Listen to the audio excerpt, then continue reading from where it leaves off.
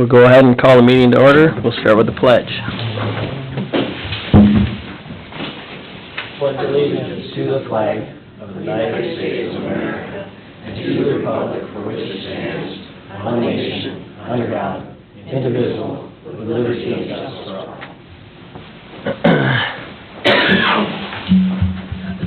Just a quick reminder for everybody in the audience, if you didn't sign in, can you please sign in sometime tonight before you leave? So we just have all the names and addresses and stuff. Thank you. The agenda tonight, we need to add J1 Engineers Report, and then we'll add L1 Closed Session for Litigation, and we'll move that after the roundtable discussion. Is there anything else for the agenda? Now I take a motion to approve. Make the motion to approve the agenda with changes. Thank you, Ryan. We have a motion. Do we have a second? I'll second. Thank you. All in favor? Aye. Opposed? Thank you. Consent agenda, is there any item on there? If not, I would take a motion to approve. Make the motion to approve the consent agenda. Thank you, Ryan. Do we have a second? Yeah, second. Thank you, Paul. All in favor? Aye. Aye. Opposed? Thank you. Visitors to the council. Is there, I saw no cards, you saw none, Linda? Okay. So, mayor's report, I have nothing under that for tonight. Public forum, we have none. Public hearing. Committee reports. Planning Commission. SEMCAC request for zoning text amendment. All right, so I'll just talk about this one for a minute here. So this request does come from SEMCAC, an organization that is very active here in Casson and throughout the region. Basically, their request is to, or their proposal rather, is to purchase a property here in Casson at 202 5th Street Southeast and consolidate many of their services into that one location. So it would include a food shelf, a senior center, outreach center, and they'd also like to have their Head Start program located there as well. So when staff reviewed the request, it was determined that the principal use, which would be a social services, welfare, charity, that sort of thing, that is allowed as a principal use within the I-1 Business Park Light Industrial Zoning District. However, staff felt that the Head Start program, which could be considered a type of child care, does not fall under that same sort of social assistance, welfare, charitable services principal use, just simply because it's already regulated as a separate use throughout the zoning code. And so for that reason, it would operate more as a accessory use. The issue being that child care as an accessory use isn't allowed under the current zoning code. And so there comes the request for a text amendment that SEMCAC has presented. So it did go to Planning Commission because it requires a public hearing anytime we change the zoning code. A few members from SEMCAC were present at the meeting and did present during the public hearing, including Jennifer Hengel, the Executive Director of SEMCAC, who's also here at this meeting tonight and available for questions if needed. A couple other folks spoke during the meeting. One who was not at the meeting but shared comments with me previously had concerns over what does adding a child care do as far as any sort of buffering requirements, for example, with cannabis or tobacco or adult uses. There's certain setbacks that are required. However, it's really pretty limited, the sort of things that could be affected by child care. And so, in light of that, staff did propose having a conditional use permit process going in place for accessory use child care facilities. It's similar to the CUP process that already exists for principal use child care facilities that others have applied for in Casson previously. So it is consistent with that, but it does allow the city to have more of a site-specific review and approval that I think would be appropriate for this sort of situation. So Tonight is just the text amendment. You'll see the draft ordinance in the packet for this evening, just a pretty simple amendment to the accessory uses table that shows the various zoning districts where accessory childcare facilities would be allowed with a CUP. So it would be the RC, C1, C2, C3, and I1 zoning districts. And then going forward, SEMCAC would have to also get approved for that conditional use permit going forward. So that would allow us to review their concept for the site and making sure that all the city requirements are in place, including drop-off and loading areas and the required outdoor play area for the youth. So that's what I've got. If there's any questions from the board.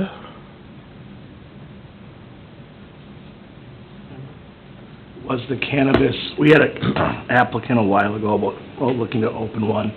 Was that in that area as well? It was the same location, in That's what I fact. thought. So did they withdraw their request, or?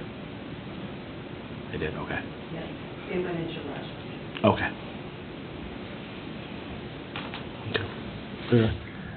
Any other discussion from planning and zoning? Paul, Sheldon? I mean, is there anything? I mean, as Ian said, the staff presented a proposal, and we kind of discussed both sides of it and decided that, you know, where Ian had it laid out was probably the best course of action. So, I think we were all in agreement that it's a good thing to be able to have more opportunities for childcare, and the particular use case in this instance, which will still require a CUP once we do this amendment, is probably one that we would all support. Okay. Anybody else got any questions? Just, you said probably would support? Well, we weren't actually discussing whether or not that particular CUP, right? We were just discussing, like, how is this affecting the whole town, Okay. right? So we were trying to just stay on topic, but I'm making the opinion that most of the people on the committee would have supported, or would support that CUP when it shows up. So it meets the green space requirements and the other things that have been at issue in the past, as far as we know, or do we not know that yet? Or would that be something that would wait? That's not part of this, this is only the text amendment, that would come with the That- CUP Yeah. Okay. and the plan review. Yeah. Okay. I had a feeling I was jumping the gun. I was just trying to get as many Yeah. facts as I can get. Mm-hmm. Okay. This is more about opening the door. So then they can apply. Right. and then- Right. Okay.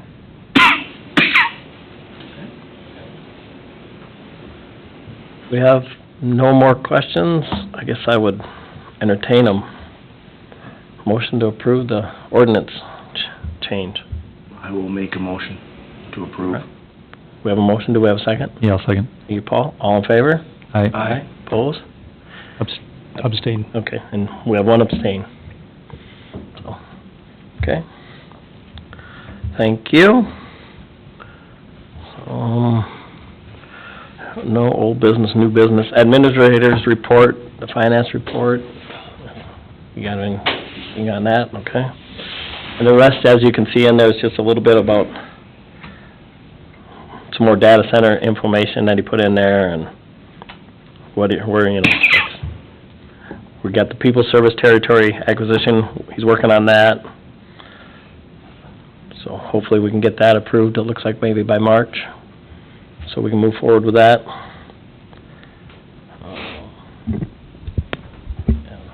As you all know, Tim is out on leave, due to the birth of their child, which was Sunday night? Sunday night, so he's planning on being out for, I think, up to 8 weeks. Probably by the end of April, he'll Yeah, be back, so, or into May. all right. With that, I guess we'll move next to engineers report. All right, well, thank you, Mayor and Council. Before we jump into the council package, just a quick background on what we're talking about tonight. During our comprehensive planning process, we had some public input on our trail system, specifically, a lack that we had in this area, from the Sunset Trail along the dump road or Dodge County 21, to our Lions Park area. We see a lot of people walking on the trail and then walking on the shoulder of the road, so the discussion that we had at a staff level, we heard that Dodge County was going to be redoing the striping on West Veterans Memorial, or CASA 34, was, do we provide something to connect that gap in our trail system? We made a lot of investments, but this has really been a gap that we see, a lot of people walking on that road to ultimately use it as a trail or a bike lane. So Dodge County has a project where they're going to be working on Veterans Memorial Parkway, the concrete section. So the discussion there is, once they grind that road down and start restriping, do we want to look at anything different? So they were agreeable to this. Staff kind of worked it up with them. We kind of brought it to you as a council. I think the consensus in the council was to ultimately convert the southbound or the west lane on 8th Avenue from parking to a bike lane, 10-foot just striped on the roadway. We're not looking at, moving any curb and gutters, so it's a low-cost option to kind of see how this works and provide that connection from the two trail systems, because, again, it is used. So that was the background. There was some previous council discussion that we took that, and then ultimately kind of wrapped up, which we have before us tonight. That'll kind of wrap up kind of what we move forward with the construction. So I'll jump into what's in your packet, and that is the construction plan. So the first sheet there, I'll just show a cross-section that's looking northbound, which is ultimately showing the bike lane from the southbound lane there. And I don't know how many, we have two Porsches on the through lanes and a Porsche in the parking lane, so I don't know how often we see that, but essentially we have driving lane and then parking only on the east side or the northbound lane there, with the idea that there's minimal amount of parking utilized there. And I'll jump to the next sheet, which starts on the aerials there. And I'll start in the upper right-hand corner. That's the north end of the project, so that's 8th Avenue or 5th Street, in the southern terminus of the Sunset Trail. And again, essentially striping a 10-foot lane in the southbound lane, marking it no parking. The county's looking at, if we move forward, having no parking along that south side. They're going to install them, and then we would essentially stripe that as a bike lane southbound. We do have the biking lane, only we don't show it as like a trail as we traditionally would, because it is going to be adjacent to the traveling public and there's no vertical element, so it kind of limits on what we can show there. So we do show within the driving lane, it's called a Sharrow, that bike with the two arrows in the northbound lane. That's just signifying if you're northbound, you should be riding essentially with those cars along the roadway. So ultimately that is, one-way traffic. Now, do pedestrians use it as a two-way? Well, they use it now today, so potentially they could use it as walking along the shoulder and walking in that bike lane, but it would be striped as such. So that's starting on the north end.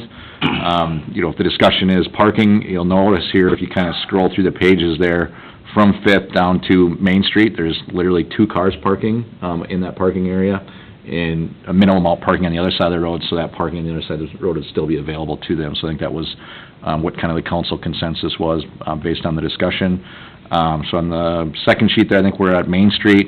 We would continue to the south by CHS over the railroad tracks, and then ultimately kind of use the entrance to the water tower at CHS along the railroad tracks to kind of enter in. If we keep scrolling there, Ian, one more sheet, it would end, and then we would, one more sheet, then we would kind of slip back into that driveway to the water tower there, just south of the railroad tracks there, and then get on that trail system. And then we'd kind of end our project there. We'd continue just regular striping, continuing ultimately to the roundabout to kind of facilitate the county. And the county's agreed to pay for their striping that they'd put on there, and any other striping that we'd add for our, requested pedestrian or bike facilities, that they would send us a bill, but obviously a minimal investment compared to putting something and moving curb in and put a full-size trail in there. So I personally know we haven't talked to council about this. If this is successful, we may have future conversations about maybe putting a curb in there and having what they call like a cycle track and more protected trail system. I think it's something that we're going to look at. Northfield's implemented some, and it's gone well. It's kind of hard to retrofit areas, but you can do some stuff with, minimal investment, not to this level, but a little more investment, I'll say, but provide maybe a better product. But I kind of want to see how it goes first, and then we'll go from there. So that's what we have plans in front of you. One little nuancey thing and why we have a resolution in front of you tonight is our rules that we work with. We work in municipal state aid. We get money from the state as a city, over 5,000. County, very similar, has county state aid rules that we both kind of have to follow.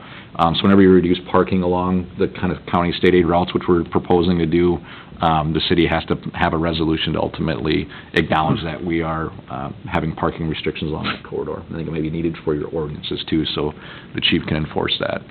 So that's what you have in front of you. I'll pause there, answer any questions, and ask for your consideration of the resolution to ultimately have parking restrictions on 8th Avenue from 5th Street to 2nd Street to accommodate that bike lane. And there's some current no parking areas along that street and currently, right, on the west side? Yeah, there is on the west side, by the entrances to the townhomes there. Was it Westfield Court, Holly Lane? How it got there, I didn't really know, but I didn't really pursue it because it just seemed like it was there and it was odd, and I just kind of punted on it, and we just kind of moved on, so we're gonna make it all, no parking was a non-issue, but, yeah, I don't know if that's been enforced or if people are actually not parking there. I'm not sure why it's there, other than somebody viewed it as kind of a sight triangle away from the intersections, I don't know. I guess I've never seen any there when we've walked it Yeah. over the years. Yeah, it's, you know, I think ultimately, what's council's discussion or decision? Do we convert parking into a bike lane? People walk it now, we're looking at, you know, favoring the bike lane or the pedestrian movements more than the parking, and as you can see here, and we looked at other areas, it's not utilized for parking very much. You could get some complaints about the property owners having to go to the other side of the road, but that's the trade-off, right? We're always balancing them out. I'd love to go back and spend $1 million and move the curb line in and have a trail off the roadway, but that's probably not in the cards. It's a relatively new roadway, so we're kind of retrofitting it, and I think it works, and I think it's a good project, so. Correct me if I'm wrong, but one of the reasons we chose the west side was because the driveways on the west were also longer, might be able to hold more vehicles, so maybe they utilize the street less. Not that they wouldn't be using it now, but was that part of our conversation as well? Yeah, so essentially the first few houses there from 5th down to, call it 6th, are actually all the way down to like 2nd there. You know, they got some longer driveways, so presumably they'd be able to pull into their driveways more than some of the other houses on the other side of the road. Then you also have a park and your libraries along the east side of the road too, so, you know, if there's a ball game there, presumably people want to park along the ball field there. Have we made people that live along this area aware of this change? Now we talked about it. If we move forward tonight, you know, we can let them know, send them a letter and see if they have any questions, you know, even send them the plans. Happy to do that, and we can post them. It's probably about the time we get our annual kind of, when we start construction every week, kind of post something on the city website of all the projects planned, and we still have some that are outstanding, so happy to do that. We had a pretty good list right now, or a good description of them, so we can add that on there and then send them letters and let them know too. Do we see any negatives to this plan at all? No, I don't think so. Parking on one You know, side. it's a low-cost option to provide more biking, pedestrian-friendly corridor that sees it. The negatives would be the parking discussion, but I think the positives of that, the use that we see outweighs the, you know, negatives of the parking. Again, you can see the number that's parking there, it's very minimal. You know, the apartment at Main Street is probably the most parked, based when we go back and look at old aerials and different times. But they're also at an intersection there, so they have a crosswalk that they can cross at the intersection of Main Street, if they were forced to park on the other side of the road. Or if They have parking in the rear too. They do, yeah, a fair amount. So I don't know who's parking there, if it's just if they're guests or if they're, the residents that are choosing to park there as opposed to parking there. I don't know. I didn't really pursue it, because, again, it doesn't seem like it's that big of an issue, but. So I think that's the advantage, disadvantage, right? We only have, right away is only so big, and we're dealing with what we have to deal with, and I think that's the discussion of converting parking to a bike lane and make it more pedestrian and bicycler friendly. Any more questions for Brendan? Not? So the trail that's already along there, do we incorporate that at all into any of that, or you're just gonna utilize the entire, the lane portion? So we'll have the bike lane essentially just south of the railroad tracks where the CHS tower is there, or the Waterview Right. CHS there, where the railroad tracks, or by the Vale subdivision that we put in. So from there, the bikers would use our driveway and get back up on the trail. Okay, We right there, Get them up yeah. back up off. It's outlined right there? Off the roadway. I mean, you need a trail situation, ideally, we would get any bikers off the roadway, especially young bikers, walkers. The Lance Armstrongs of the world, they're gonna use the road anyway, because they're comfortable on the road. So the idea here is that our users that don't wanna be on the road or prefer not to be on the road will get back up on the trail, and use the trail systems. That's why we didn't continue striping it kind of along the corridor. We did look at that, but we just figured with the parking that may be at the park or other events, that it wasn't probably what we wanted to do there, so. I think our comp planning process, this was the most desired trail network, if I remember right. We kinda had heat Yeah. map of where people wanted trails, so I think we're doing the right thing. All the options you showed, this was the one I thought was the best and most efficient for cost.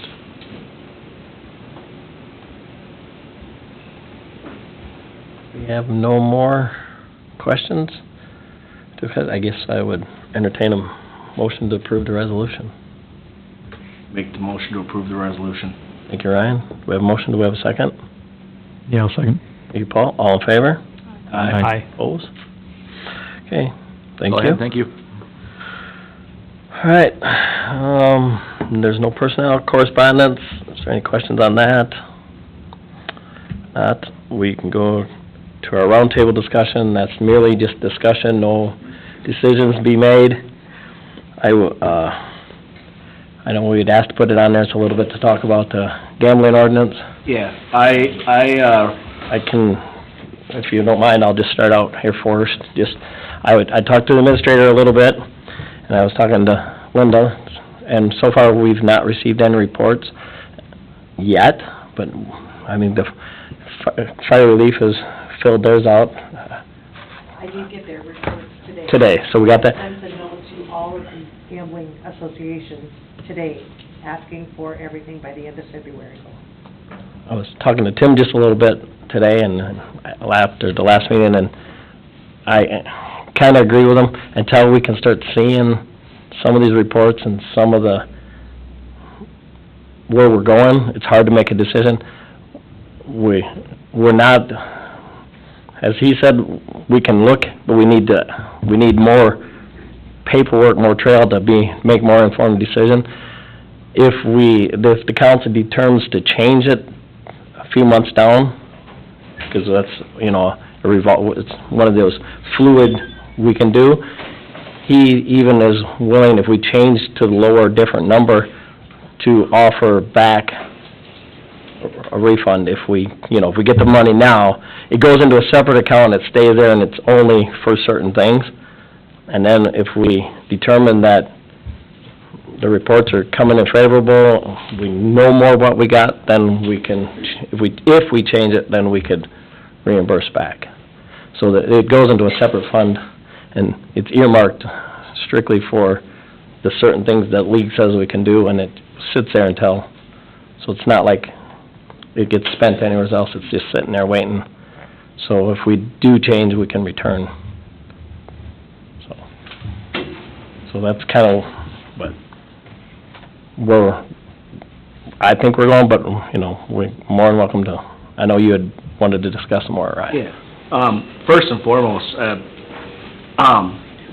the funds that we do collect, I believe they're for park modulars and park improvements, correct? But we can't directly put it into the park funds. It has to be set aside for specific projects.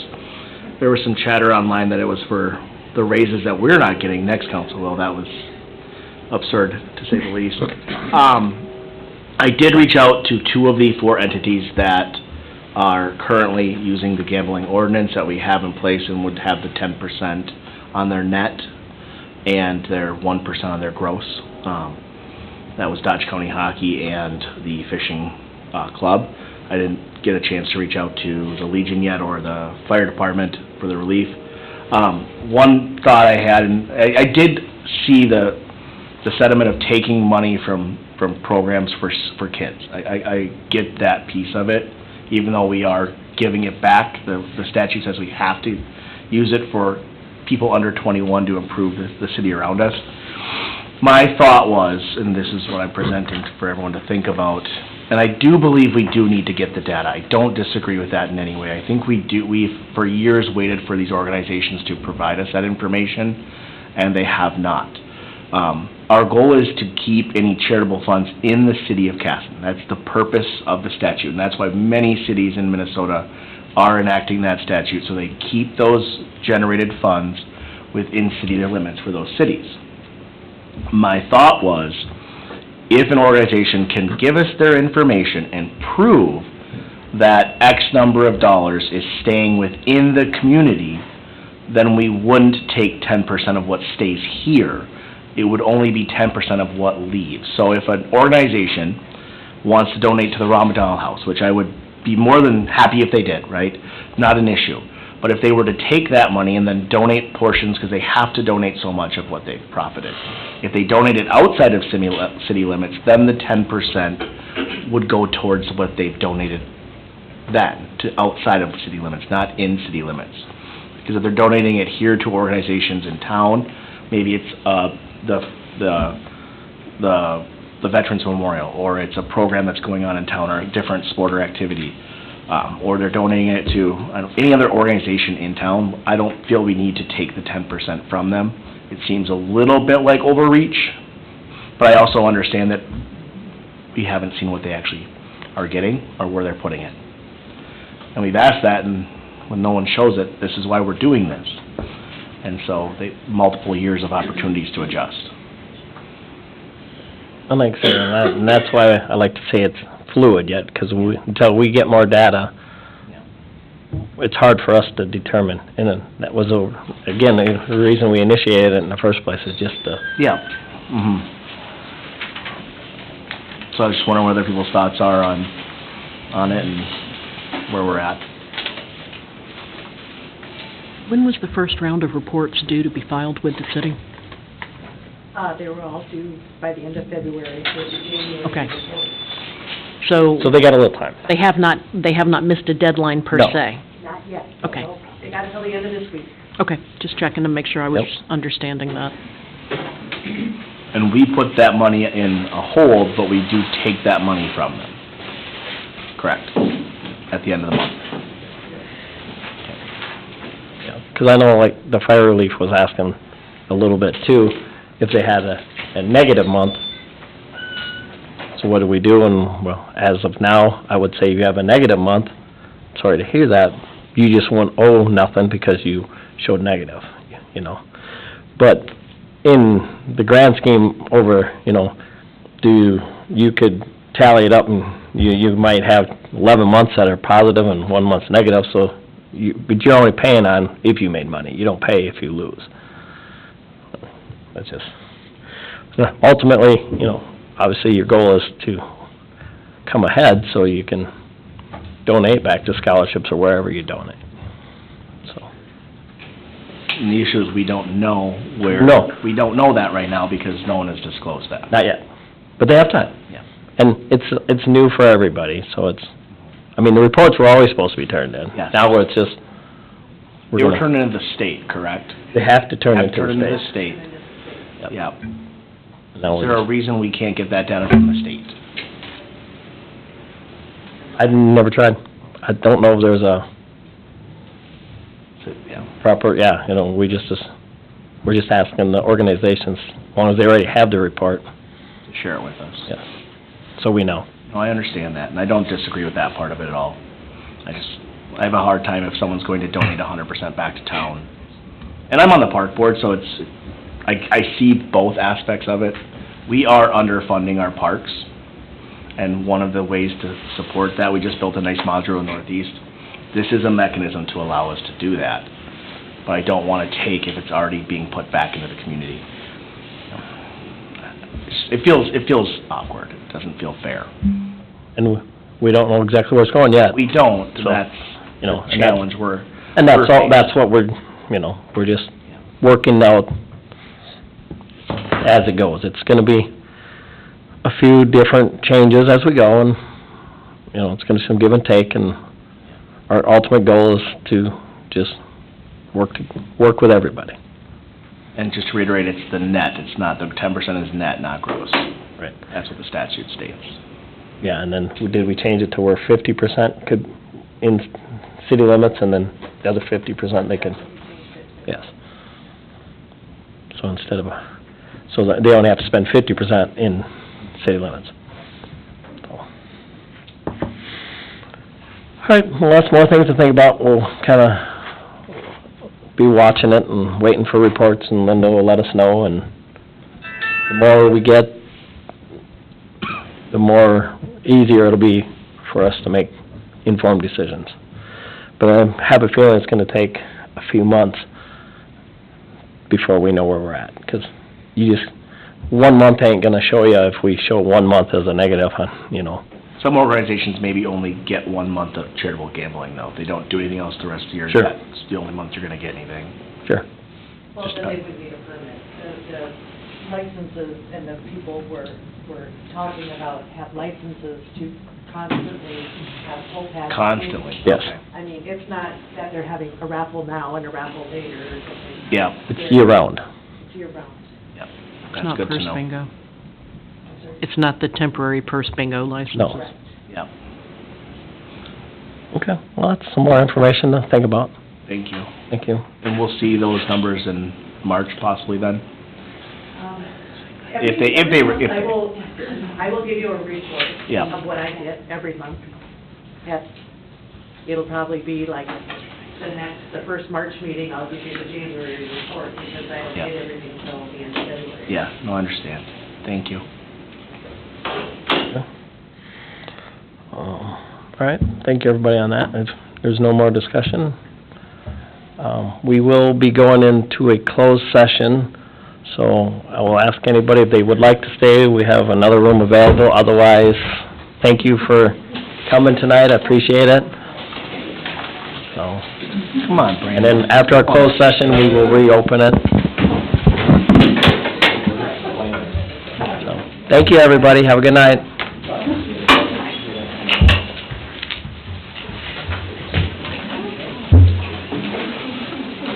Fair enough.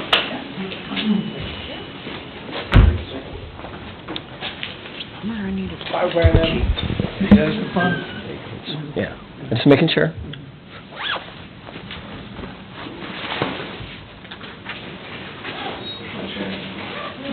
Have a good night, Brandon.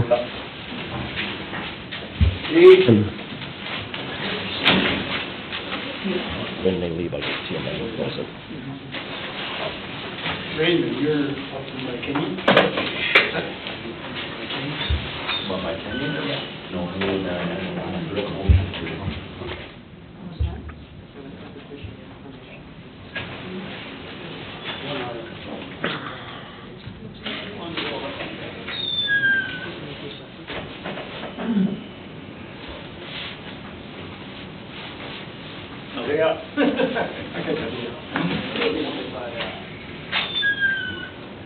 So for the closed session, I'll pass it to you before we close it.